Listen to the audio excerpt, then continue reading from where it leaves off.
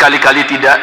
Apabila nafas seseorang telah mendesak sampai ke kerongkongan dan dikatakan kepadanya, siapakah yang dapat menyelamatkan engkau? Siapakah yang bisa menyembuhkan? Dia yakin bahwa sesungguhnya itulah waktu perpisahan dengan dunia, lepasnya setiap ruh daripada badan.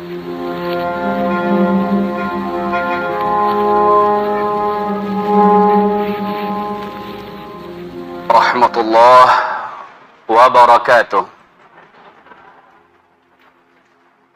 Alhamdulillahi rabbil alamin, wal aqibatu lil muttaqin, wala udwana illa 'alal zalimin. Ashhadu an la ilaha illallah wahdahu la syarika lah, wa ashhadu anna Muhammadan 'abduhu wa rasuluh la nabiyya ba'dah. Qala Allah subhanahu wa ta'ala fi muhkami tanzilih ba'da al-'iyadhi billah minasy syaithanir rajim. Ya ayyuhalladzina amanu taqullaha haqqa tuqatih wa la tamutunna illa wa antum muslimun. Wa qala ya ayyuhan nas ittaqu rabbakumul ladzi khalaqakum min nafsin wahidah wa khalaqa minha zawjaha wa batha minhuma rijalan katsira wa nisaa wattaqullaha alladzi tasaaluna bihi wal arham innallaha kana 'alaykum raqiba. Wa qala ya ayyuhalladzina amanu taqullaha wa qulu qawlan sadida yuslih lakum a'malakum wa yaghfir lakum dhunubakum wa man yuti'illaha wa rasulahu faqad faza fawzan 'azima. Allahumma arhamna bil Qur'ani wa sadaqallahu al-'azim. Wa qala an-nabi sallallahu alaihi wasallam fa inna asdaqal hadithi kitabullah wa khairal hadyi hadyu Muhammadin sallallahu alaihi wasallam wa syarral umur muhdatsatuha wa khairul umur wa syarral umuri muhdatsatuha wa kullu muhdatsatin bid'ah wa kullu bid'atin dhalalah wa kullu dhalalatin finnar. Amma ba'd. Ma'asyiral muslimin, pujian dan syukur kita kepada Allah Subhanahu wa taala atas segala nikmat hidup dan nikmat iman. Dan semoga saja nikmat iman ini berkekalan sampai kita menghembuskan nafas terakhir kita nanti. Salawat dan salam untuk Rasulullah Muhammad sallallahu alaihi wasallam. Ma'asyiral muslimin, hamba-hamba Allah sekalian yang kami muliakan. Kehidupan setelah kehidupan di dunia ini, lahiyal hayawan. Itulah dia yang sebenar-benarnya hidup. Manusia diciptakan beda dengan hewan. Jin diciptakan beda dengan hewan. Jika hewan, mereka akan difanakan oleh Allah pada akhirnya. Sementara kita diciptakan oleh Allah untuk diabadikan. Kita hanya mati sekali besok. Setelah itu, kita akan dihidupkan, dan setelah itu tidak ada lagi kematian. Khuludun lal maut. Kekal. Kekal. Tidak ada kematian. Untuk itu kita diciptakan. Untuk menjadi hidup. Makhluk yang hidup kekal. Hewan di padang mahsyar diperlihatkan. Dia dihidupkan, kemudian diselesaikan urusannya, setelah itu dikembalikan menjadi tanah. Sehingga orang-orang kafir saat itu meratap memohon kepada Allah, wahai ya Rabb kami, izinkan kami seperti binatang-binatang itu, hewan-hewan itu. Dia hidup, lalu dikembalikan menjadi tanah. Maka asbahna nasyan mansiya, kami menjadi makhluk yang dilupakan. Tapi sayang, ratapan orang kafir ini tidak digubris dan tidak dipedulikan oleh Allah Subhanahu wa taala. Karena setiap manusia dan jin akan dijadikan oleh Allah kekal. Ketahuilah hamba-hamba Allah, kita hidup, kita yang pernah di dunia ini akan menjadi makhluk kekal selama-lamanya. Oleh karena itu, kita harus cerdas memilih jalan hidup agar kehidupan yang kekal itu nanti tidak diletakkan pada tempat yang penuh dengan siksaan dan penderitaan, betapa merugi dan sengsaranya. Dan yang paling ideal adalah kita dalam kebahagiaan yang tidak ada lagi sakit, tidak ada lagi rasa mengantuk, tidak ada lelah, tidak ada lagi rasa sedih, tidak ada luka, tidak ada apapun yang mengkhianati kita, tidak ada buruk sangka, tidak ada cemburu, tidak ada sakit hati dan seterusnya. Inilah kehidupan yang kita buru, kehidupan surga, kehidupan akhirat. Wahai calon-calon penghuni surga Allah Subhanahu wa taala. Kita akan berbicara tentang hidup sesudah mati. Hidup sesudah mati, apabila Bapak Ibu melihat di kitab yang ada, coba nanti dilihat di sini, ada lembaran posternya. Inilah yang akan kita uraikan dalam serial kajian kita, dan tidaklah selesai dalam satu pertemuan. Makanya kami sudah sepakat dengan pimpinan Al-Hujjah bahwa ini akan kita jadikan serial kajian bersambung kita, ya. Hidup sesudah mati. Kita berpedoman ke sana. Nah, hamba-hamba Allah yang kami muliakan, untuk pertemuan pagi ini kita akan fokus kepada sakaratul maut, perjalanan arwah, dan kalau sempat masih ada waktu, kita lanjutkan kepada agenda-agenda kubur. Perjalanan manusia di alam kubur. Inilah yang akan kita fokuskan insyaallah taala pembahasan kita untuk pertemuan kita yang kali ini. Tentang sakaratul maut. Sakaratul maut. Silakan buka pada halaman 34, lihat ayat yang ke surat Al-An'am ayat 93. Bagaimana malaikat memperlakukan seluruh makhluk, khususnya manusia, termasuk jin. Aydihim akhriju anfusakumul yawm al-yawma tujzauna 'adzabal hun. Allahumma arhamna bil Quran wa sadaqallahul azim. Lihat artinya, jika kamu melihat di waktu orang-orang yang zalim itu berada dalam sakaratul maut, sedangkan para malaikat menghantamkan telapak tangannya kepada orang tersebut sambil berkata, akhriju anfusakumul yawm,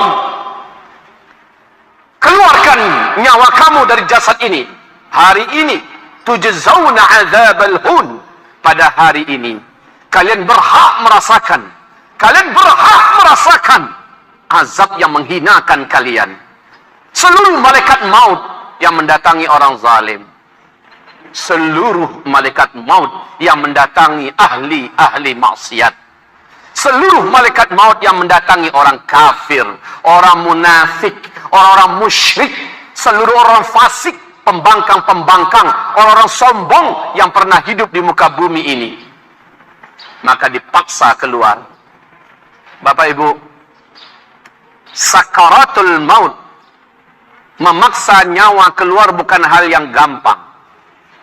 Kalau Bapak Ibu pernah mengatasi orang yang jiwanya disusupi oleh jin, jiwanya disusupi oleh syaitan, lihat bagaimana ulama-ulama salaf dulu memaksa jin dan syaitan yang merasuk ke dalam tubuh orang untuk dikeluarkan. Caranya kasar, Pak. Kalau Rasul pakai menggedor dengan telapak tangannya, ya, jedar, keluar kamu hai musuh Allah, sambil menepuk ke dada orang yang bersangkutan, keluar kamu hai musuh Allah. Memang dipukul, karena pukulan itu akan terasa langsung oleh makhluk jahat yang ada di dalam tubuh orang yang bersangkutan. Dan makhluk ini biasanya ngeyel, makhluk ini biasanya berjuang untuk tidak mau keluar, walaupun dia tersiksa. Lama-kelamaan dia tidak akan mampu. Lama-kelamaan dia tidak akan sanggup bertahan, lalu akhirnya keluar. Ini jin dan syaitan yang ada di tubuh kita ya, mengeluarkannya. Bahkan Syekhul Islam Ibnu Taimiyah sampai menggebukin orang, yang orang tersebut disusupi oleh syaitan, digebukin pakai tangkai sapu, Bu. Sampai patah tangkai sapu itu.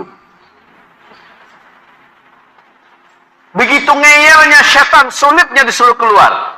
Ruh kita, ruh orang yang zalim, ruh orang yang jahat juga tidak mau keluar. Tidak senang atau tidak gampang dia mau keluar. Sebab apa? Tidak gampang dia mau keluar. Sebab apa? Nanti saya akan ceritakan tentang perjalanan ruh. Kenapa roh orang kafir sulit untuk keluar? Pada intinya, dibantu oleh malaikat mengeluarkannya dengan cara dihantam dadanya, digebukin lambungnya, ditampar keningnya. Benar-benar dipaksa agar orang ini keluar. Maksudnya ruhnya keluar dari jasadnya. Ibadallah, ma'asyiral muslimin, hamba-hamba Allah sekalian. Kalla idza balagatit taraqi wa qila man raqa wa dhanna annahu al-firaq waltaffatis saqu bis-saq.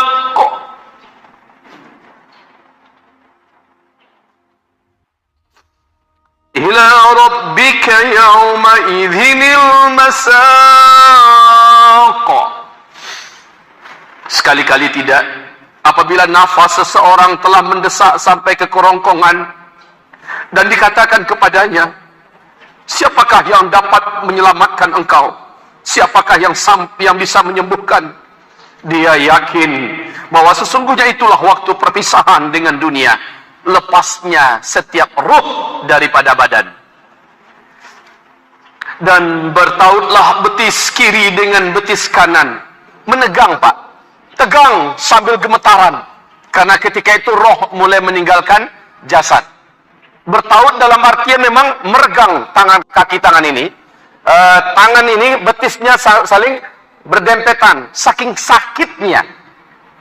Hamba-hamba Allah yang kami muliakan, selanjutnya, kepada Rabbmu lah pada hari itu engkau akan dihalau. Ibadallah, pada saat itu syaitan datang. Pada saat itu syaitan datang. Sayangnya dia datang dalam wujud keluarga kita yang sudah meninggal. Syaitan datang ketika kita awal-awal mengalami sakarat. Syaitan datang.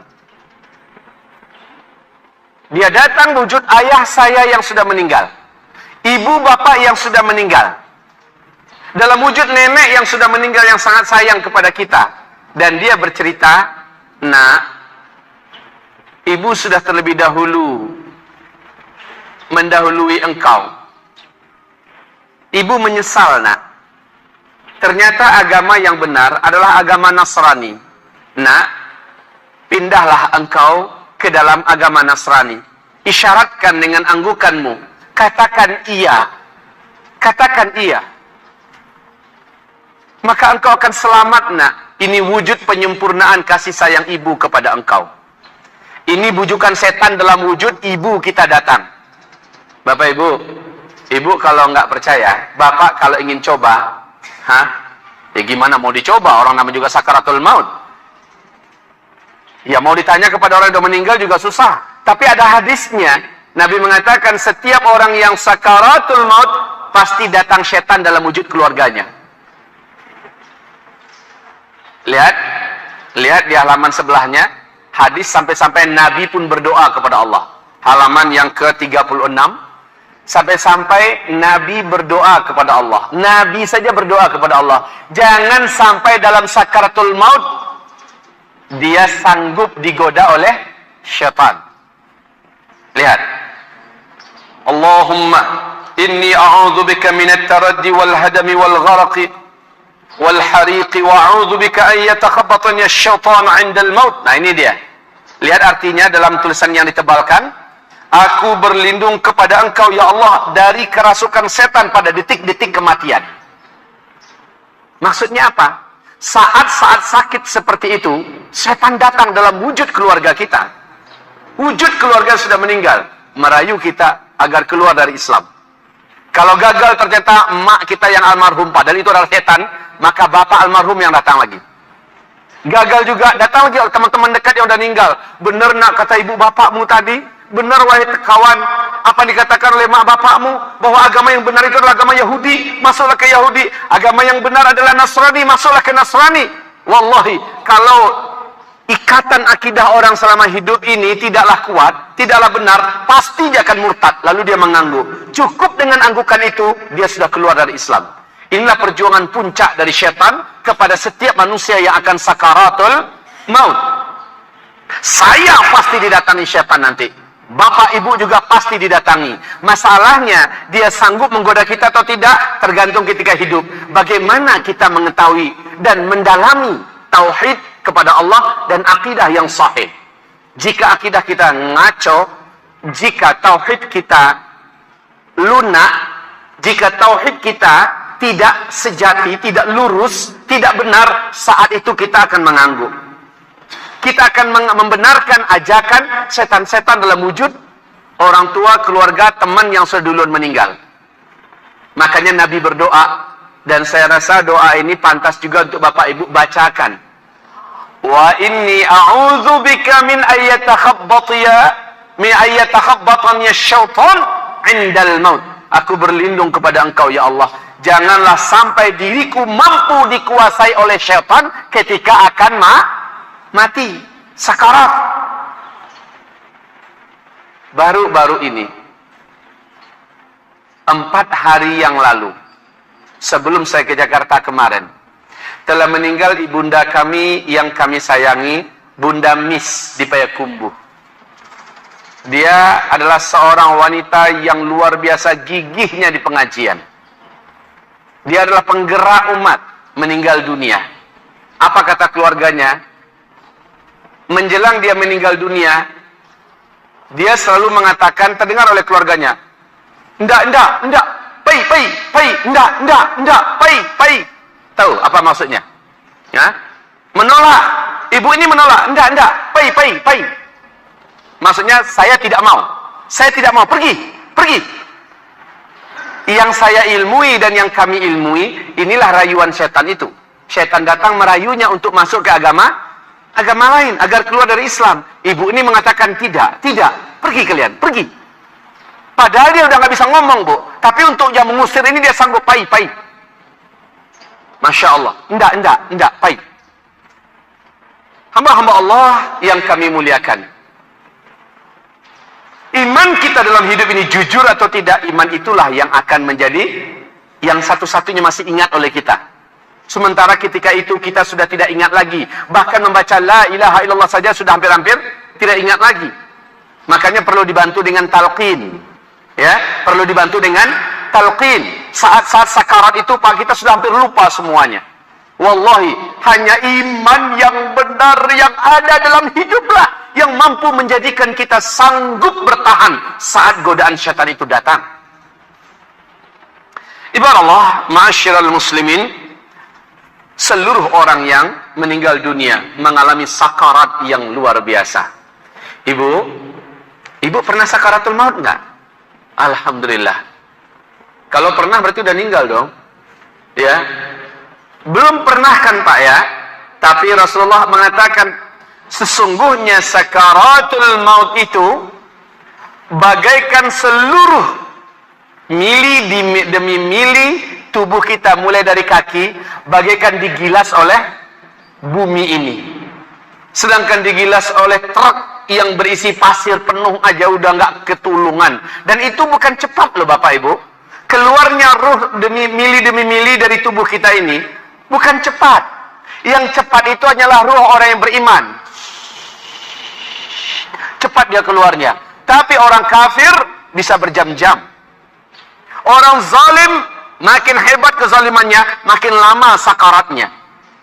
Bahkan macam Ariel Sharon, berapa lama sakaratnya?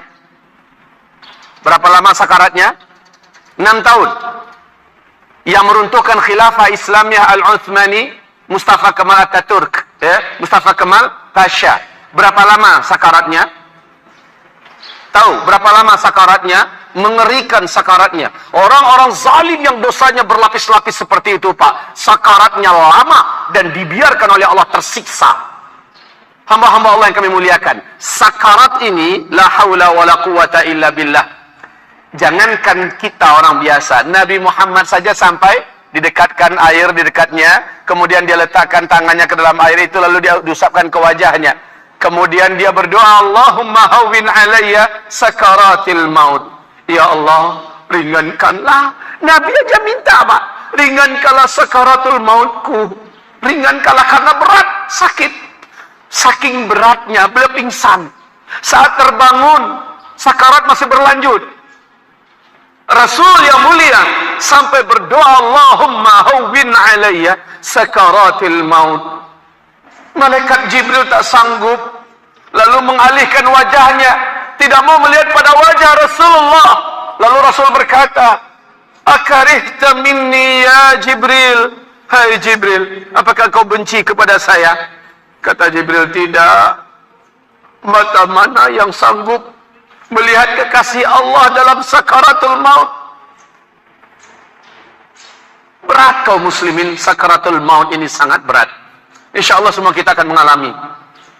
Kalau Bapak Ibu mau tahu siapakah orang yang paling ringan sakaratul mautnya? Orang mukmin yang saleh, yang amalnya sudah sangat banyak di sisi Allah Subhanahu wa ta'ala. Rasul itu orang yang ada di puncak keimanan. Rasul dibuat oleh Allah berat. Ada hadis yang lain, hadis ini hasan. Nabi memang berdoa kepada Allah, ya Rabb, jika seperti ini sakitnya sakaratul maut, ringankan sakaratul maut umatku ya Allah, dan jadikanlah untukku 3 kali lipat agar meringankan mereka. Sayang hadis ini tidak sahih, hanya setingkat hasan. Tapi jadilah ada sebagai panduan bagi kita betapa kasihnya Rasulullah sampai akhir hayatnya, sampai sakaratul mautnya masih kita yang diingat, masih kita yang difikirkan dan kita yang didoakannya. Ya Allah, jika begini beratnya sakaratul maut, maka ringankanlah sakaratul maut umatku dan jadikanlah berat sakarat itu untukku. Rasul diberi oleh Allah kesabaran dan kekuatan yang tidak ada tanding bandingnya, Pak. Ibu, makanya Rasul yakin dia akan mampu memikul. Setelah dia jalani, dia pun berdoa, ringankan untukku ya Allah. Ringankan. Yang udah diberatkan itu terasa ringan, begitu maksudnya. Ibu Allah, demi umatnya, maka layakkah kita merasa kita mencintai Rasul sementara selama ini Rasul dihina, kita diam. Sunnah Rasulullah diperangi, kita diam. Kita mengaku pencinta Rasul, inginkan syafaat Rasul, kita tidak membela sama sekali. Ketika ada pelecehan-pelecehan terhadap sunnah dan sebagainya. La haula wa la quwata illa billah. Baik kaum muslimin, kita lanjut kepada sakarat. Sakaratul maut ini, yang paling ringan mengalami sakaratul maut hanyalah syahid. Syahid. Apa sabda Rasulullah sallallahu alaihi wasallam? Dari Abu Hurairah radhiyallahu anhu, Rasulullah sallallahu alaihi wasallam bersabda. Lihat pada halaman 37. Ma yajidu syahidu min alamil qatl illa kama yajidu ahadukum min alamil qarsah.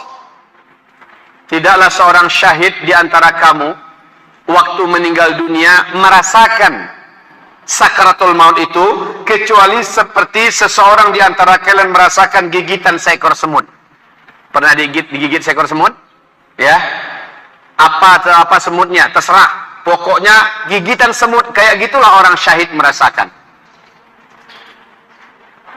Fasyahidu min ummati, maka yang syahid dari kalangan umatku itu, kata Nabi. Kan Nabi pertama bertanya pada para sahabat, tuan-tuan sekalian, tahu nggak siapakah orang yang syahid? Apa kata para sahabat? Yang syahid itu ya Rasulullah, orang yang pergi dengan hartanya dan jiwanya, lalu berperang di jalan Allah, kemudian dia membunuh lalu terbunuh oleh tangan musuh di medan perang, itulah yang syahid ya Rasulullah. Kata Rasul, fasyahidu min ummati idzan laqalil, Jika demikian betapa sedikitnya umatku yang terhitung syahid. Tidak, kata Rasul. Maka Nabi merinci satu persatu yang syahid itu, berbahagialah jika kita termasuk salah satu di antara mereka ini. Satu, Nabi mengatakan, orang yang terbunuh karena membela agamanya, syahid. Dua, orang yang meninggal dunia karena penyakit yang ada di perutnya dan tidak sembuh-sembuh. Udah berobat, tidak sembuh-sembuh, lalu meninggal gara-gara itu, syahid. Orang yang menanggung sakit di kepalanya, apapun nama penyakitnya, ya, kanker, tumor, apalah namanya, terserah, ya, dan dia tidak sembuh-sembuh dengan obat-obat yang benar, kemudian dia meninggal, syahid, kata Nabi. Orang yang terbakar, syahid. Orang yang tenggelam, syahid. Ya, tentu saja semua ini tidak disengajakan oleh dirinya sendiri. Kalau sengajakan dah bunuh diri namanya. Ya. Kemudian seorang wanita yang melahirkan anak dan meninggal dalam proses melahirkan, syahid. Orang yang sedang pergi keluar menuntut ilmu agama Allah lalu meninggal dalam perjalanannya, syahid. Macam Bapak Ibu ini. Pergi tadi ada kecelakaan, meninggal, syahid.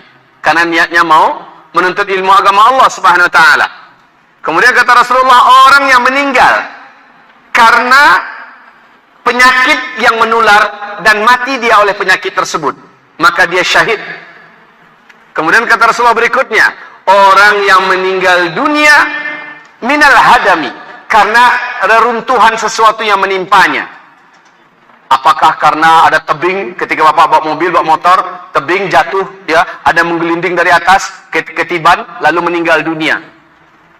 Atau kita lewat di pinggir jalan, yang di situ ada gedung lagi dibangun, jatuh paku satu kena kepala Bapak, ya, meninggal dunia. Wah, Pak Ustadz, nggak mungkin paku satu bisa meninggal dunia, ya satu ton maksudnya.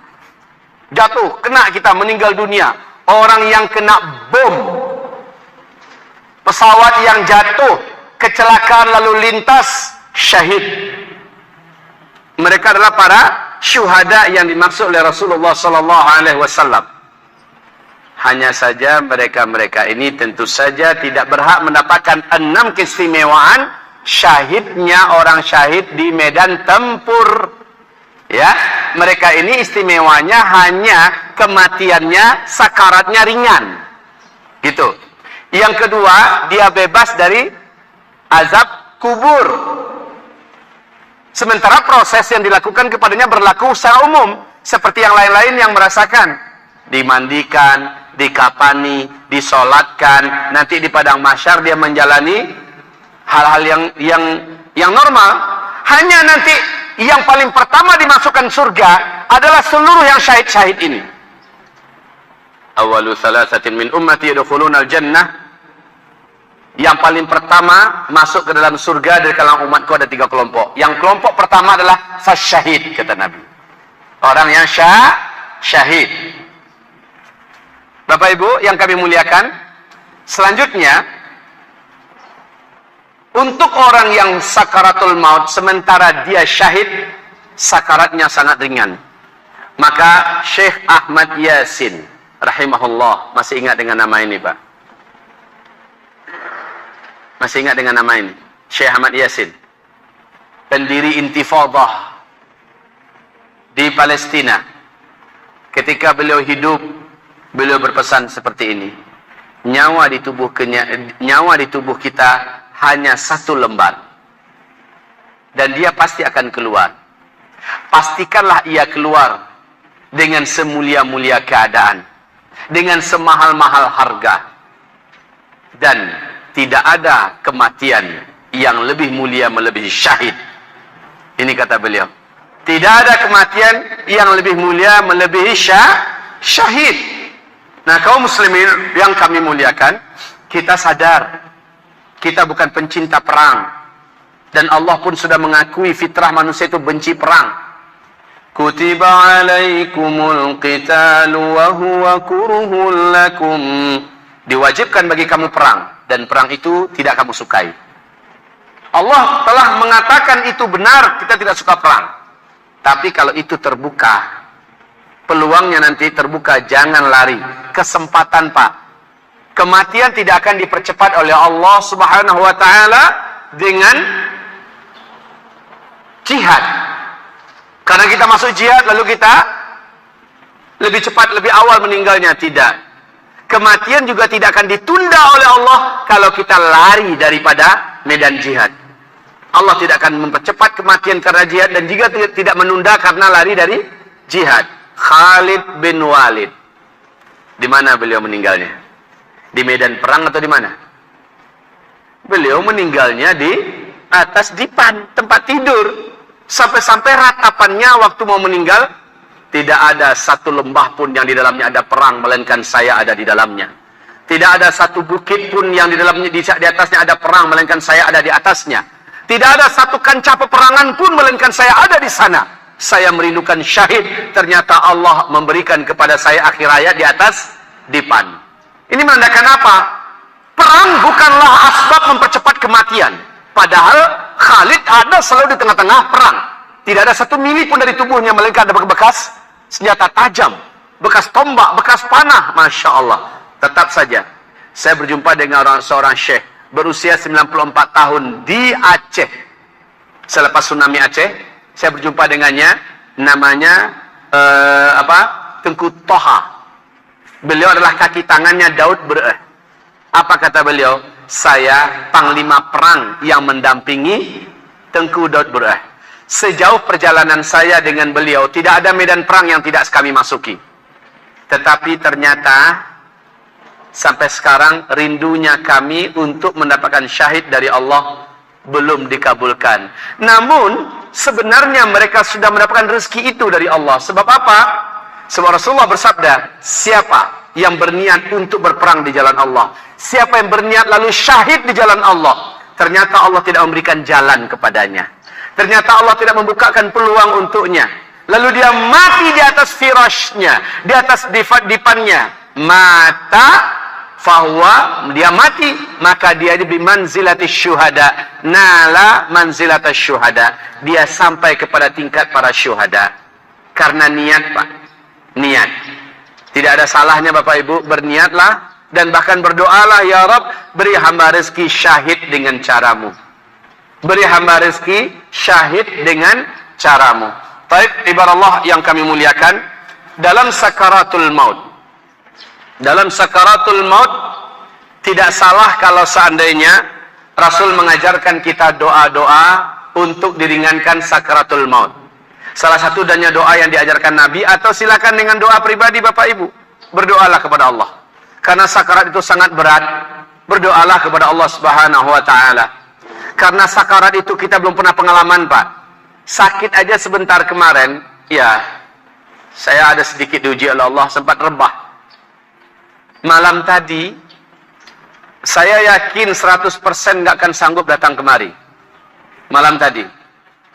Malah puncaknya sakit itu malam tadi. Sampai guling-guling di atas dipan. Sakit sekali. Subhanallah, kita hanya baca la ilaha illa anta subhanaka inni kuntu minal zalimin. Kemudian alhamdulillah dibantu oleh anak-anak saya, anak-anak bergantian meruqyah saya di samping saya, istri juga meruqyah, kemudian mereka minumkan saya madu, kemudian habatus sauda cukup banyak. Lalu perut ini menolak, berusaha untuk muntah. Saya tahan terus, dan saya niatkan semua bacaan itu untuk diri saya, semua ini untuk meracuni penyakit yang ada, dan seterusnya. Saya sudah yakin hari ini tak akan bisa datang. Subhanallah kaum muslimin, itu baru sedikit sakitnya. Sudah seperti itu, Pak. Bagaimana sakaratul maut? Ketika Allah menyebutkan bagaimana malaikat itu sangat kejam. Malaikat maut itu adalah malaikat yang tidak pernah diberikan oleh Allah dan diciptakan untuk dirinya senyum. Nggak ngerti senyum malaikat maut itu, Bapak Ibu. Waktu Isra Mi'raj, Nabi Muhammad disambut dengan sukacita oleh seluruh malaikat-malaikat langit. Didamping oleh malaikat Jibril, oleh malaikat Malik. Kemudian ada satu malaikat yang wajahnya manyun saja. Matanya tajam, wajahnya manyun. Lalu kata Rasulullah, Wahai Jibril, Itu malaikat, kenapa wajahnya begitu serem? Apa dia benci kepada saya? Kata malaikat Jibril, ya Rasulullah Muhammad, sesungguhnya itu adalah malaikat maut. Pandangan matanya itu Pak, mampu membuat orang copot jantungnya, tajam sekali. Allah telah menciptakannya dengan fitrah tidak bisa senyum. Jadi malaikat maut itu jangan pernah diharapkan kaum muslimin wajahnya senyum. Kecuali malaikat maut yang didatangkan untuk orang yang beriman. Dia tidak senyum, tetapi wajahnya bersih. Enak dan lembut dilihat dalam hadis sahih Muslim. Enak dan lembut dilihat. Insya Allah pas kita bicara tentang perjalanan arwah, kita sampaikan bagaimana datangnya para malaikat-malaikat yang satu orang dari 70.000 malaikat itu adalah malaikat maut. Baik, kaum muslimin yang kami muliakan, kita masuk kepada hadis tentang perjalanan arwah. Malaikat maut satu di antara 70.000 malaikat. Ma min ahadikum, tidaklah salah seorang pun di antara kamu, kata Rasulullah sallallahu alaihi wasallam, ketika dia akan meninggal dunia, melainkan 70,000 minal malaika yanziluna minas sama. 70.000 malaikat turun dari langit. Ahadukum malakul maut. Ahaduhum malakul maut. Salah seorang dari 70.000 malaikat itu adalah malaikat maut. Kalau ruh ini yang akan dicabut adalah ruhnya orang yang beriman yang saleh, 70.000 itu dalam keadaan wajahnya cerah ceria senyum.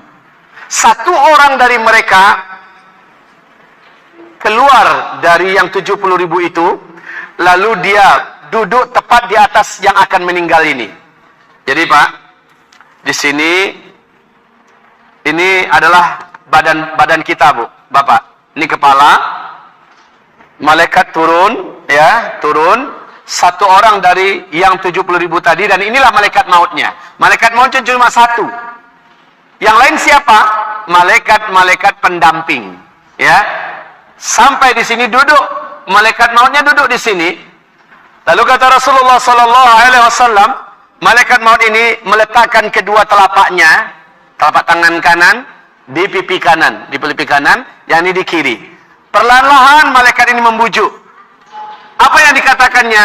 Ya ayyatuhan nafsul mutmainnah, irji'i ila rabbiki radiyatan mardiyah, fadkhuli fi ibadi wadkhuli jannati. Artinya, wahai jiwa yang baik, hai jiwa yang tenang, keluarlah engkau. Dibujuk oleh malaikat maut. Beda nanti perlakuan malaikat maut memperlakukan jiwa dari seorang kafir, jiwa dari seorang zalim, ahli maksiat. Kalau yang ini perlahan keluarlah. Di waktu yang sama, kata Rasulullah, Allah perlihatkan dengan izin Allah pemandangan surga, dan di situ ada tempatnya. Subhanallah. Terbuka tirai gaib. Hanya dia seorang yang mampu melihat pemandangan itu. Terbuka tirai gaib. Apa yang dilihatnya? Pemandangan yang maha indah. Sangat indah. Tidak pernah di bumi ini seumur hidup ada pemandangan begitu indahnya. Di tengah-tengah pemandangan itu ada rumah yang maha cantik, maha megah, maha mewah, maha luks, dengan bahan-bahan yang maha mahal. Dan di gerbangnya tertulis pemilik rumah ini adalah nama dia. Pemilik rumah ini adalah nama dia. Pak, di kitab Hadil Arwah ila Biladil Afrah oleh Syekh Ibnul Qayyim Al-Jauziyah disebutkan rumah untuk satu orang yang beriman, yang hidup di dunia, dia beriman, dia saleh, rumahnya nanti di dalam surga besarnya yang dibangunkan oleh Allah adalah 70 mil kali 70 mil. Itu baru rumah Ya, 70 mil kali 70 mil. Baru rumah. Silahkan Bapak Ibu, 1 mil berapa kalikan 70?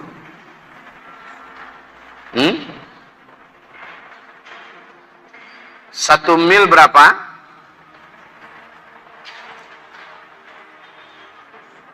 Dah cepat aja, 1,5 kilo. 1 mil itu 1,5 kilo. Sekarang kalikan 70. Kalikan 70, silakan. 105 kilometer. 105 kilometer. Berarti 105 kilometer ke sana, 105 kilometer ke sana. Itu nanti bukan tanah, Pak. Tapi baru bangunan. Baru bangunan. Sementara di halamannya, ya Allah ya Rabb, dikumpulkan semua tempat-tempat yang paling terindah yang ada di bumi ini, nggak ada apa-apanya. 1 berbanding 70. Yang di luarnya, bangunan itu sendiri, Masya Allah. Kalau dekorasi orang yang paling hebat di dunia ini, ya, kalau interiornya, eksteriornya udah paling mahal sekalipun, 1 berbanding 70. Dengan yang ada, yang diperlihatkan oleh Allah untuk orang beriman yang akan meninggal ini. Dan dia melihat di pintu gerbangnya tertulis bahwa owner, pemilik daripada gedung ini, rumah ini, istana ini adalah dia. Masya Allah, ketika itu ruhnya macam ingin loncat, Pak, keluar dari itu tubuh. Akhirnya mudah malaikat maut menggiring roh ini keluar. Sebab apa? Karena roh itu sendiri sudah ingin keluar untuk mendapatkan tempat itu. Paham? Paham, Bu? Roh ini sendiri yang sudah ingin keluar. Beda nanti dengan roh orang zalim, roh orang kafir, dia akan bertahan di tubuh ini. Sementara ini enggak. Dia akan keluar dengan suka hati. Maka mudahlah malaikat mengeluarkannya. Itu pun masih terasa sakit. Kaum muslimin, hamba-hamba Allah yang kami muliakan. Cuma pemandangan surga itu menjadikan rasa sakit yang begitu dahsyat sangat berkurang. Bu, Ibu dengar cerita Nabi Yusuf ya. Bagaimana Nabi Yusuf ketika dilihatkan kepada kaum ibu-ibu, kaum konglomerat dan haiset yang ada di Mesir, ya. Ya. Faqatta'na aydiyahunna. Mereka sayat-sayat daging di telapak tangannya. Sementara mata mereka tidak mau keluar. Tidak mau dipejamkan. Saking ruginya melewatkan momen yang begini mahal. Yusuf lewat, semuanya terpukau dan terpana. Ya, buah yang tadi mereka buka, ini Al-Quran yang menceritakan. Al-Quran, bukan dongeng. Bukan. Jadi ketika Nabi Yusuf lewat, hasya lillah, ma hadza min basharin, hadza illa malakun karim. Ini bukan orang, ini pasti malaikat yang mulia. Faqatta'na aydiyahunna. Demikian firman Allah dalam Al-Quran. Lalu mereka menyayat-nyayat sampai lepas-lepas daging telapak tangan mereka ini, berserakan di bawah darah, nggak terasa. Yusuf jalan sana, Yusuf balik, ya. Mereka masih entah apa yang disayatnya, pokoknya nggak mau sepejam pun mata, nggak terasa tuh sakitnya sayatan, kayak terkena hipnotis. Masya Allah. Maka bagaimanakah sakitnya orang yang sakarat sementara dia melihat pemandangan yang maha menakjubkan, dan itu adalah untuknya. Kebayang, Pak? Kebayang bagaimana inginnya roh ini untuk cepat keluar. Kebayang bagaimana rindunya roh ini meninggalkan kehidupan yang palsu yang selama ini telah banyak yang menyakitkannya. Orang-orang yang mengkhianatinya, orang-orang yang menzaliminya, banyak lagi beban ini, beban itu. Sementara di sana, apa yang dia kaji, apa yang dia ilmui, sudah menanti. Ini tempatnya. Dan dia sadar dia sedang sakarat. Makanya dia ingin cepat meninggalkan tempat ini. Kita nanti Bapak Ibu, mudah-mudahan itu adalah kita. Amin. Aminkan, amin. Mudah-mudahan itu adalah kita. Amin ya Rabb. Amin ya Rabb. Amin ya Rabb. Ibarat Allah, ma'asyiral muslimin. Selanjutnya, kata Rasulullah sallallahu alaihi wasallam, saat ruh ini sudah keluar. Jadi, saat ruh ini sudah keluar, Malaikat yang tadi 70.000 sigap kerjanya, Pak. Tangkas cepat. Segera mereka mandikan dengan air khusus yang dibawa dari langit. Ruh itu dimandikan? Iya. Dengan air apa? Air yang dibawa dari langit. Dari surga mana? Bukan urusan kita. Pokoknya Nabi mengatakan malaikat ini memandikan roh orang beriman yang baru saja keluar ini. Kemudian dikafani dengan kain lembut yang sangat wangi yang sudah dibawa oleh mereka sekalian. Setelah itu dimandikan. Ternyata ruh pun dikafani. Jangan salah-salah loh ya. Ruh pun dimandikan, dikafani. Ustaz, ruh kan hidup. Iya hidup, tapi diperlakukan begitu. Yang mati adalah si jasad. Yang ketika itu jasad mata yang tadinya masih utuh, tapi udah nggak bisa melihat apa-apa. Telinga yang masih oke, udah nggak bisa dengar apa-apa. Jari yang biasanya kenceng banget nulis di jet ini, udah nggak mampu ngapa-ngapain lagi. Ya, semuanya sudah berakhir. Tapi yang ruh diperlakukan, kemudian dibawa beriring-iring menuju ke langit. Konvoi malaikat menuju ke langit. Pas mendatangi gerbang pintu langit dunia, malaikat penunggu gerbang langit dunia, ingat ya, langit dunia ada satu lapis di mana Rasulullah pernah melaksanakan sholat berjamaah di situ waktu Isra Mi'raj. Di stop. Alangkah wanginya ruh yang kalian bawa ini. Alangkah harumnya. Siapakah dia? Beritahukan kepada kami. Maka malaikat yang mengiringi ini menceritakan, dia adalah fulan bin fulan, hamba Allah yang beriman, ahli tauhid. Dia adalah hamba Allah berakhlak mulia. Dia adalah hamba Allah yang dermawan dan suka bersedekah. Dia adalah hamba Allah yang sangat taat kepada Allah. Dia adalah hamba Allah yang benci dengan dosa maksiat. Dia adalah hamba Allah yang bla bla bla bla bla bla. Diceritakan oleh para malaikat ini kebaikan-kebaikannya.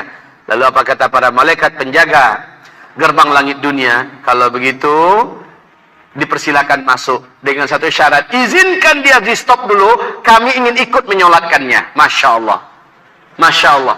Setelah dia masuk, seluruh malaikat lapisan langit dunia ikut menyolatkannya.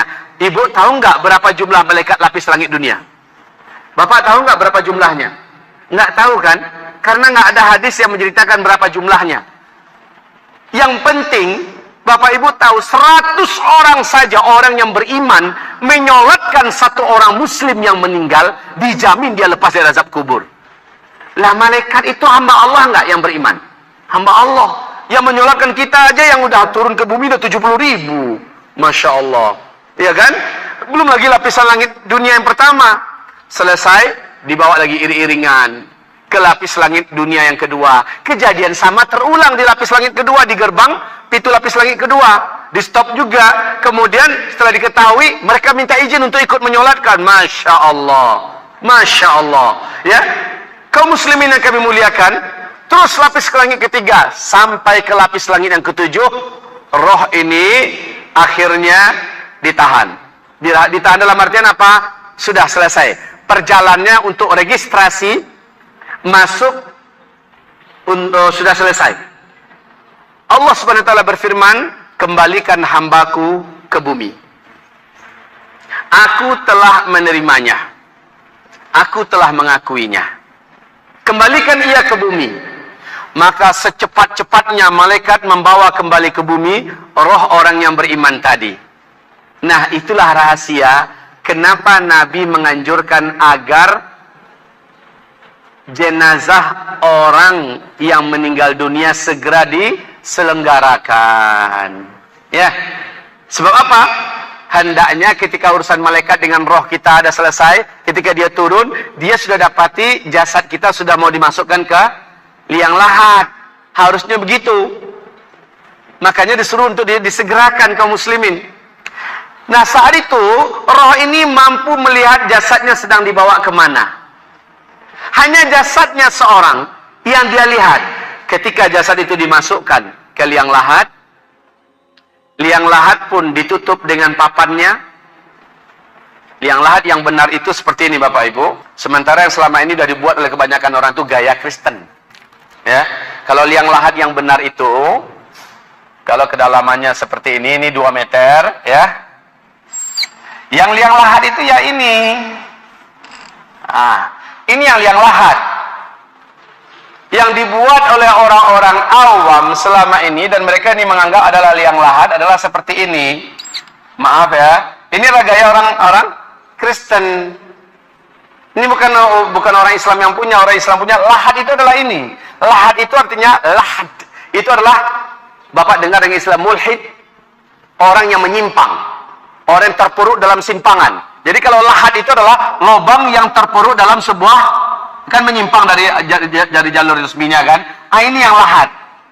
Paham? Agar kita mengetahui seperti apa sebenarnya yang lahat.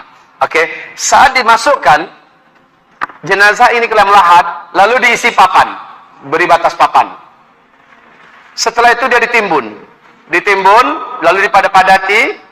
Saat orang yang di atas sudah meninggalkan kuburan, orang yang paling terakhir di langkah ketujuhnya, yang di sini sudah dimasukkan ruhnya kembali, sehingga telinganya mampu mendengar kembali bunyi telapak kaki orang yang terakhir pergi itu.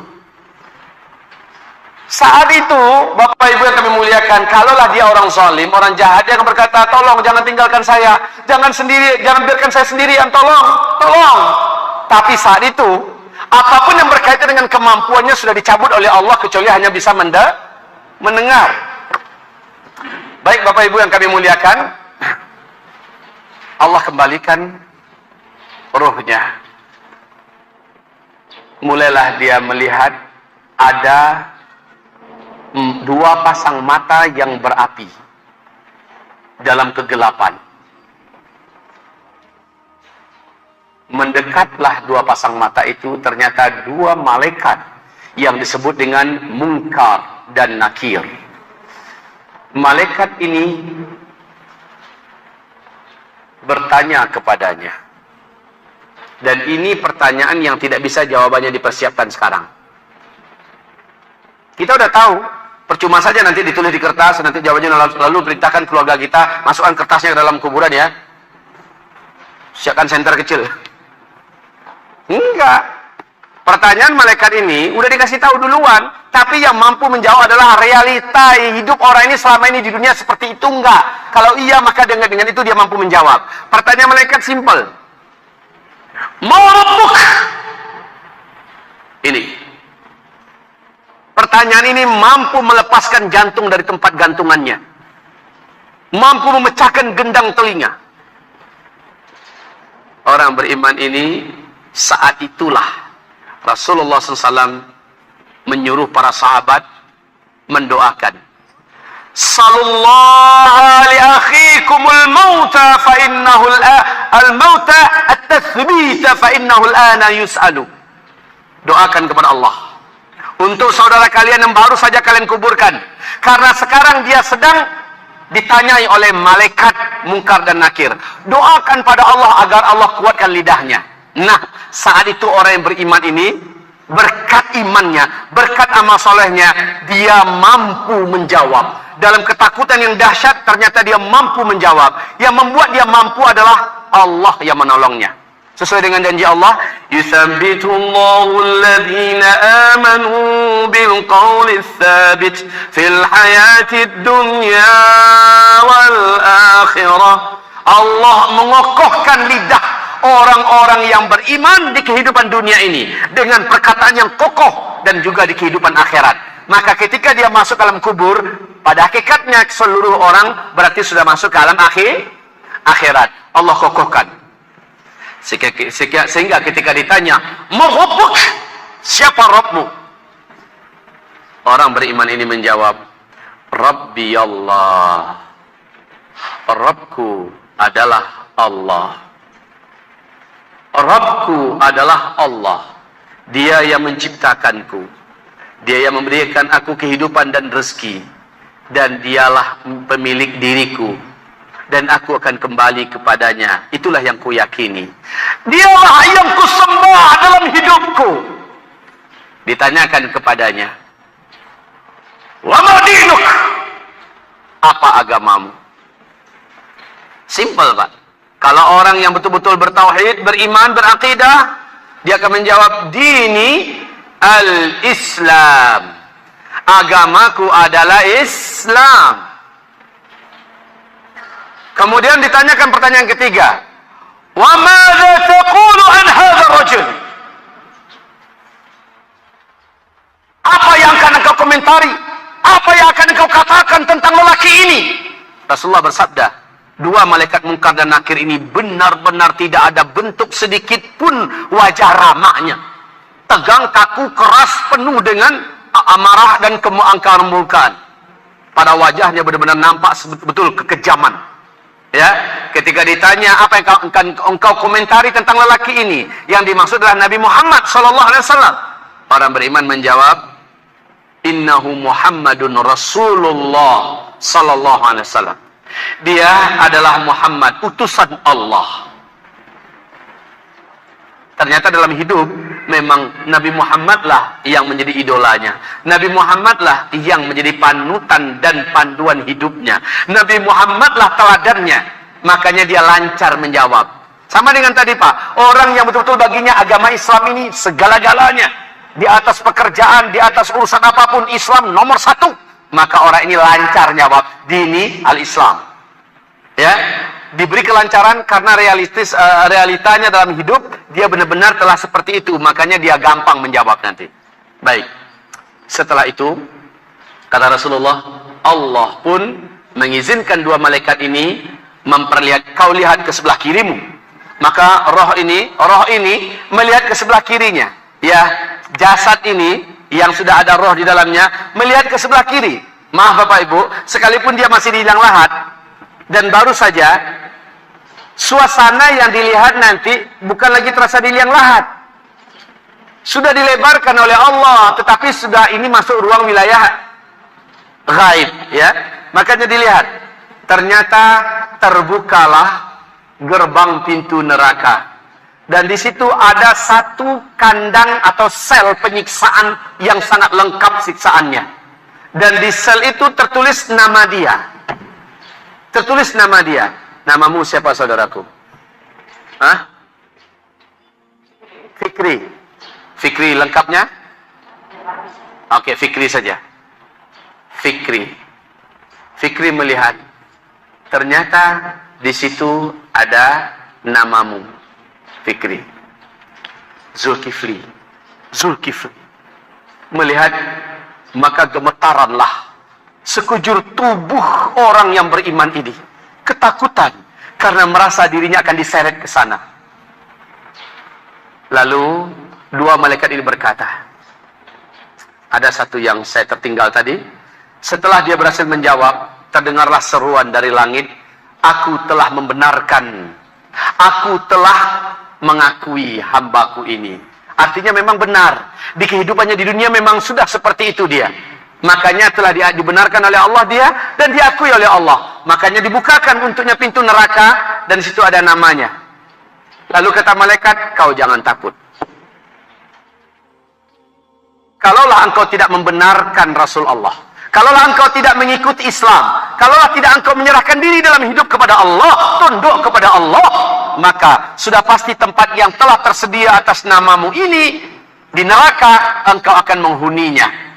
Dan karena ketaatanmu kepada Allah, karena keimananmu, karena ketundukanmu, tempat ini telah disegel untukmu selama-lamanya. Engkau tidak akan pernah menghuninya lagi. Hilang langsung ketakutan tadi. Alhamdulillah. Selamat. Kemudian lihat sebelah kananmu. Hamba Allah yang beriman, yang di dalam lahat ini melihat ke sebelah kanannya. Apa yang dia lihat? Dibukakan pintu gerbang yang penuh dengan wewangian. Aroma yang sangat indah. Pemandangan di dalamnya yang Masya Allah persis seperti yang dia lihat waktu dia akan sakaratul maut. Dia lihat kembali. Kemudian dibentangkan permadani yang tidak pernah ada permadani itu di dunia ini. Terbentang menuju ke sana. Dia pun ingin bergegas ke situ. Ditahan oleh malaikat. Mau kemana boy? Situ. Sabar. Sabar. Karena di situ ada nama dia. Dia sangka dia sudah berhak untuk masuk ke dalamnya. Sabar. nggak akan lari gunung dikejar. Itu tempat memang tempat ente punya. Dan ente akan memasukinya. Sebagai hadiah dijanjikan Allah dan Allah Maha menepati janji. Kamu pasti akan masuk ke dalamnya. Tapi sabar. Sabar sampai kiamat dulu terjadi. Maka, apa kata Rasulullah? Hamba yang beriman ini akhirnya berdoa. Allahumma ajjilis sa'ah. Allahumma ajjilis sa'ah. Allahumma ajjilis sa'ah 3 kali. Ya Allah, segerakanlah kiamat. Ya Allah, segerakanlah kiamat. Ya Allah, segerakanlah kiamat. Bu, kenapa si hamba ini, hamba yang beriman ini minta agar disegerakan kiamat? Kenapa? Kenapa? Kenapa, Pak? Iya, karena penghalang dia untuk bisa masuk ke tempat yang sudah diimpi-impikannya, yang sudah diperlihatkan atas nama dirinya. Penghalangnya hanyalah sampai menunggu kiamat. Makanya dia minta cepat-cepat kiamat. Allahumma ajjilis sa'ah, ya Allah segerakan kiamat, segerakan kiamat, segerakan kiamat. Ya Allah. Baik. Sementara menjelang kamu masuk ke situ, kamu diletakkan di tamannya dulu, mau? Mau. Kalau begitu ikut yuk. Baru Bapak Ibu, jasad tinggal, ruh kembali naik. Ruh kembali naik, jasad tinggal lagi, ruh kembali naik. Kemana dibawa? Disinilah dia, roh orang beriman itu. Jadi kalau ini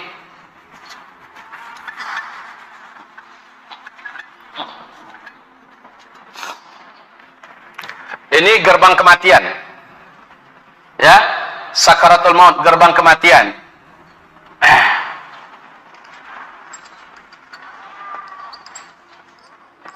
Ya, pas masuk, setelah melalui proses tadi, roh akan terbagi 2. Orang beriman, rohnya naik ke atas. Sementara orang kafir CS, termasuk orang zalim, orang munafik, orang fasik, ahli maksiat yang suka berbuat dosa dan sebagainya, maka rohnya akan sampai ke bawah. Di atas ini disebut dengan Al-Mala'ul A'la. Al-Mala'ul A'la. Al-Mala'ul A'la.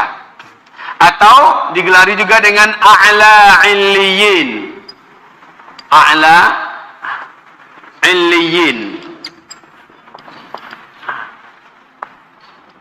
Ya. Baik kaum muslimin, di mana posisinya ini? Ini adalah Raudhatun min Riyadil Jannah. Pernah dengar hadis ini enggak? Raudhatun min Riyadil Jannah. Satu taman di antara taman-taman surga. Di sini diletakkan Raudhatun min Riyadil Jannah. Ya.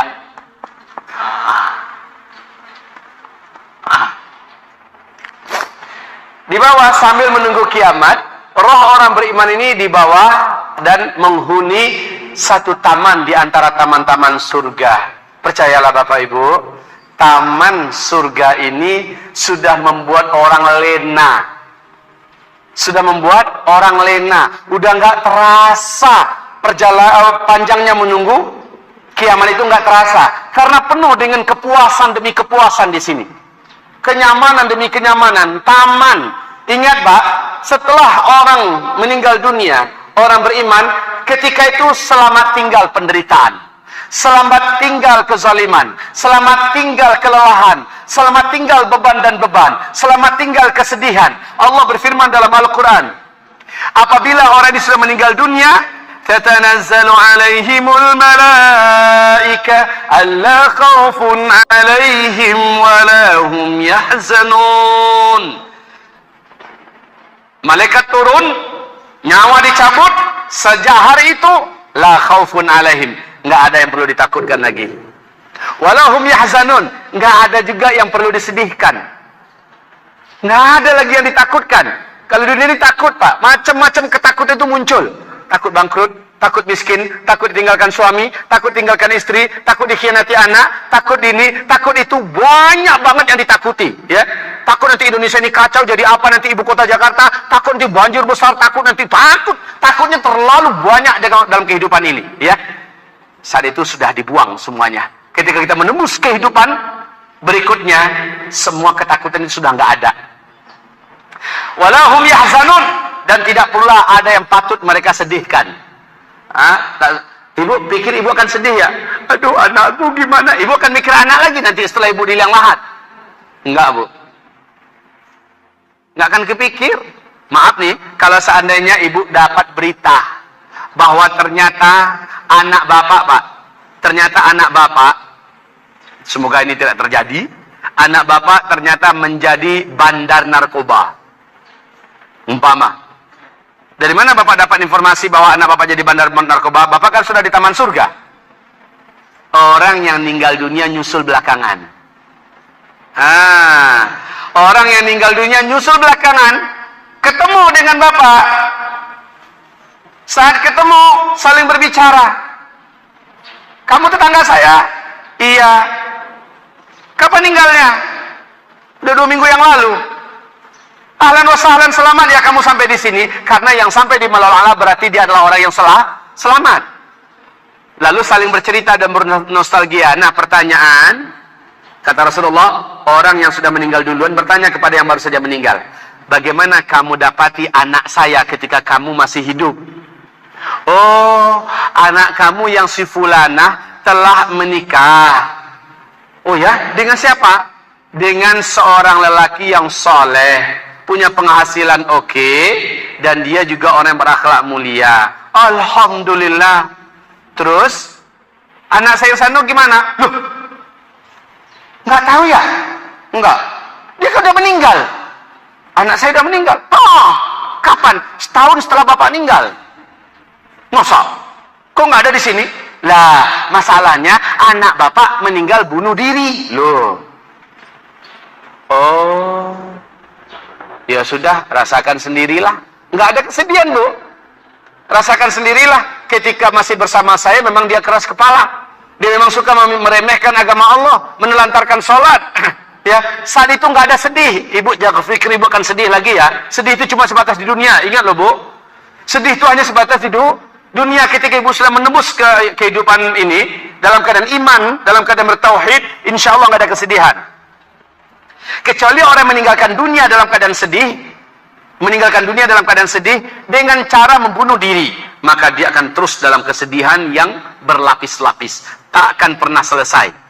Baik kaum muslimin yang kami muliakan, selanjutnya roh orang kafir, roh orang zalim, roh pendurhaka mak, pendurhaka bapak, pemakan riba, pezina kesana kemari, roh para koruptor, roh para pencandu narkoba, barang-barang haram, roh orang-orang yang sering mempermainkan sholat, roh orang-orang yang masih suka menggunjing kesana kemari, menghibah kesana kemari, mengadu domba kesana kemari. Roh orang-orang macam ini, Pak, lihat nanti di kitab, nasib para pengadu domba. Rohnya para pengadu domba, rohnya para penggunjing kesana kemari, rohnya para pemakan riba, rohnya para pezina. Lihat bagaimana Rasulullah menceritakan. Insya Allah nanti akan kita terangkan dalam episode tentang peristiwa-peristiwa alam kubur. Ya, sekarang kita fokus tentang perjalanan roh. Kita lihat kaum muslimin yang kami muliakan, saat orang kafir akan meninggal dunia, malaikat turun, jumlahnya sama, 70.000 malaikat. Tapi kata Rasulullah, malaikat yang datang ini tidak satu pun dari mereka yang berwajah bagus. Wajahnya rusak dan betul-betul sangat, dari matanya tegang, nampak betul kebuasan, nampak betul kebencian. Ya, wajah benci kepada yang akan didatang itu nampak betul. 70.000 malaikat datang dalam bentuk sorotan mata yang sangat tajam penuh kebencian. Bibir yang sedikit pun tidak ada kesenyum. Ya senyum, tidak ada. Sementara mukanya rusak. Malaikat ini turun. Kaum muslimin yang kami muliakan, ketika itu si orang zalim, orang fasik, orang munafik ini mulai merasakan ketakutan. Siapa nih? Kenapa begini banyak? Mau ngapain mereka? Mau ngapain mereka? Kaum muslimin turun. Selesai turun, langsung satu orang yang paling garang wajahnya, yang paling kejam bentuknya, keluar dari tengah-tengah mereka, dan langsung sampai di kepala orang yang zalim ini, memasukkan langsung jarinya ke dalam mulut. Coba, Pak, dalam hadis Nabi mengatakan, malaikat ini langsung masukkan jarinya ke dalam mulut. Ya, setelah itu mulai disentak. Keluar kamu, hai musuh Allah. Ukhruji ayyatuhan nafsul khabithah. Keluarlah kamu, wahai jiwa yang kotor, jiwa yang menjijikkan. Wahai jiwa yang menjijikkan, keluar. Saat itulah dihantam dadanya, dihantam lambungnya, dihantam punggungnya, dan ditepuk kepalanya agar mengeluarkan roh ini. Pak, Bapak pernah nggak ngelihat atau ngerasain gimana dicakar kucing sementara kucingnya nggak mau melepaskan cakarannya? Sakit, Pak? Sakit. Sekarang coba bawa kucingnya ke lantai 5. Bapak dengan tangan yang tidak usah pakai sarung tangan ya, bawa kucingnya ke lantai 5. Kemudian lepaskan tuh kucing. Ya, yang terjadi gimana kira-kira? Kuku kucing itu kan segera masuk ke daging Bapak, betul tidak? Setelah itu Bapak paksakan juga melepaskannya ke bawah. Apa yang terjadi? Di bawahnya nggak daging Bapak. Pasti Pak, di bawahnya daging Bapak. Sakit. Lah itu baru sekedar kuku kucing. Yang kucing itu takut mau dilepaskan. Begitu juga dengan roh orang munafik, roh orang fasik, roh orang fajir, orang zalim juga takut lepas dari jasadnya ini. Sebab apa? Dia sudah dikasihkan lihat apa yang akan dihadapinya nanti. Pemandangan neraka. Yang di dalamnya ada sel penyiksaan, di gerbang sel itu adalah atas nama dia. Zulkifli. Siapa tadi? Fikri. Sama. Kata Rasulullah, tidak seorang pun di antara kamu hari ini melainkan namanya sudah disiapkan oleh Allah di dalam surga. Satu bangunan atas nama dia sudah disiapkan di dalam surga. Di waktu yang sama, setiap kita juga sudah disiapkan oleh Allah tempatnya di dalam neraka atas nama dia. Nama saya hari ini sudah tertulis dalam neraka, Pak. Nama saya di waktu yang sama juga sudah tertulis di dalam surga, sama-sama. Baik kaum muslimin yang kami muliakan, setelah itu keadaan semakin menakutkan.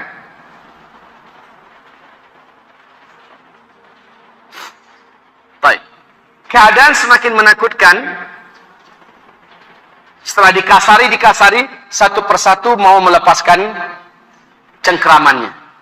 Ditarik terus oleh malaikat dengan siksaan yang teramat sangat berat. Inilah dia kemuncak dari sakit. Bapak Ibu pernah melihat bagaimana orang yang sakarat? Siapa di antara Bapak Ibu yang pernah melihat orang zalim sakarat? Ada nggak yang pernah? Coba. Ada yang pernah dekat nggak orang zalim yang sakarat? Bapak Ibu, orang zalim yang sakarat itu menjijikkan.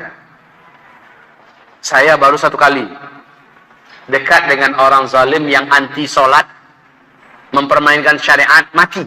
Baru satu kali saya merasakan seumur hidup. Menjijikkan.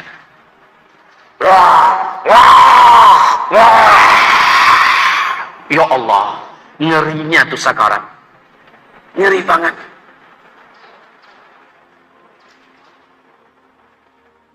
Badannya tegang-tegang.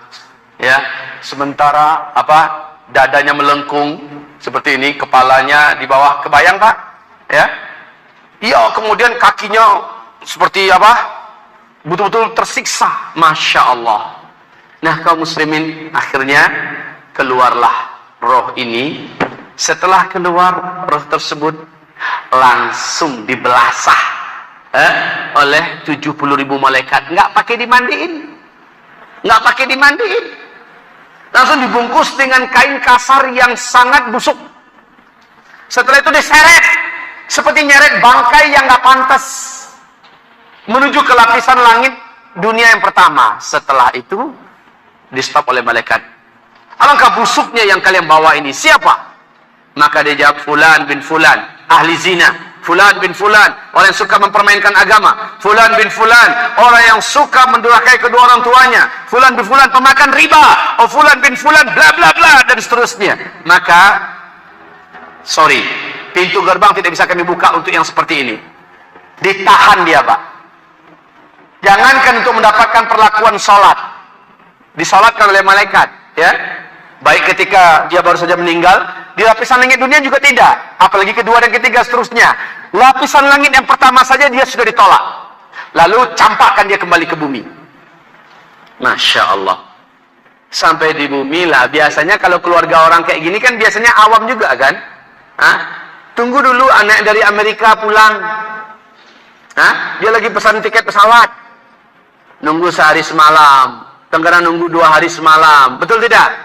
Ya Allah, makin tersiksa dia. Kayak orang masuk ke laut terombang ambing, padahal sudah membutuhkan orang yang segera menyelamatkannya. Kaum muslimin yang kami muliakan, akhirnya setelah dimasukkan jasad ke dalam liang lahat, ruhnya pun disatukan. Saat itu 2 malaikat datang bertanya, "Ma rabbuk wa ma dinuk wa madza taqulu an hadzal rajul?" Tidak satu pun dia mampu menjawab. Dia, kalau orang munafik hanya begini. Ini hadis Pak ya Bu.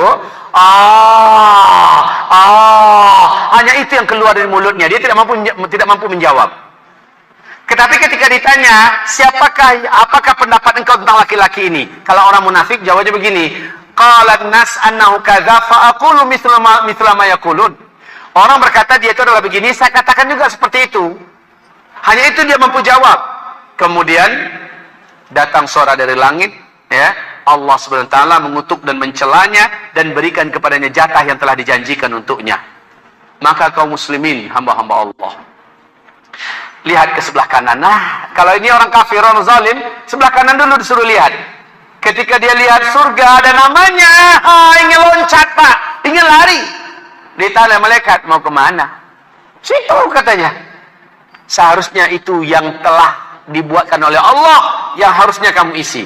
Tapi karena kamu memunggungi Allah, karena kamu membelakangi agama Allah, karena kamu perturutkan hawa nafsu kamu, maka tempat ini telah di-close untuk kamu. Dia pun mulai lemas. Lihat ke sebelah kiri kamu. Setelah diperlihatkan, yang terlihat adalah pemandangan neraka, ada namanya, seperti yang dia lihat waktu dia akan sakarat. Maka ketakutannya makin jadi-jadi. Lalu apa kata malaikat? Jangan cemas. Kamu baru akan masuk ke sana dan merasakan segala fasilitasnya yang ada di dalam setelah kiamat. Disitulah dia berdoa, Allahumma ajjilis sa'ah, Allahumma ajjilis sa'ah, Allahumma ajjilis sa'ah. Ya Allah, tundakanlah kiamat, lamakanlah kiamat. Karena dia takut langsung dimasukkan ke tempat yang dikasih lihat untuknya, bahwa dialah penghuninya. Terakhir Bapak Ibu, akhirnya orang ini diseret ke bawah. Diseret ke bawah, masuk ke, di sini namanya asfalas safilin.